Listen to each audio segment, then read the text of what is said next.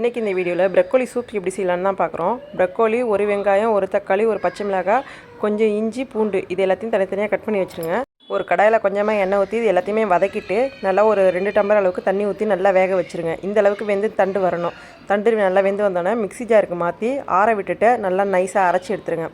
அரைச்சி வச்சு அந்த விழுதை நம்ம அந்த பேன்லேயே எடுத்து ஊற்றி ஒரு கொதி வர வரைக்கும் நல்லா கொதிக்க வரட்டும். அதில் மிக்ஸி கழுவின தண்ணியே போதுமானது அதில் ஊற்றி இது பண்ணுங்கள். தக்காளி வந்து ஆப்ஷனல் தான். எனக்கு வந்து தக்காளி போட்டதுனால ஆரஞ்சு கலர் வருது. எனக்கு தக்காளி வேண்டாம், எனக்கு க்ரீன் கலராக தான் வேணும் அப்படின்னு நினச்சிங்கன்னா இதுக்கு பதிலாக கொத்தமல்லி தழையை ஆட் பண்ணிக்கிங்க. தக்காளியை அவாய்ட் பண்ணிவிட்டு புளிப்புக்கு தேவைன்னா லெமன் ஜூஸ் சேர்த்துக்கலாம்.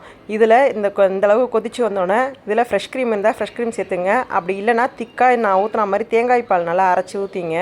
அதில் மேலே பெப்பர் தூவி இறக்குனீங்கனாக்கா நம்ம ப்ரக்கோலி சூப் ரெடி ஆகிடும். இதுதான் ரொம்ப ஹெல்த்தியானது. ப்ரக்கோலி வந்து ரொம்ப ஹெல்த் பெனிஃபிட் இருக்குங்கிறது நிறைய பேருக்கு தெரியறதில்ல. நிறைய பேர் வாங்கி யூஸ் பண்ணுறதும் இல்லை. கண்டிப்பாக இதை வாங்கி ட்ரை பண்ணி பார்த்துட்டு எப்படி இருந்துங்கிறத கமெண்ட்ஸில் சொல்லுங்கள். தேங்க்ஸ் ஃபார் வாட்சிங்.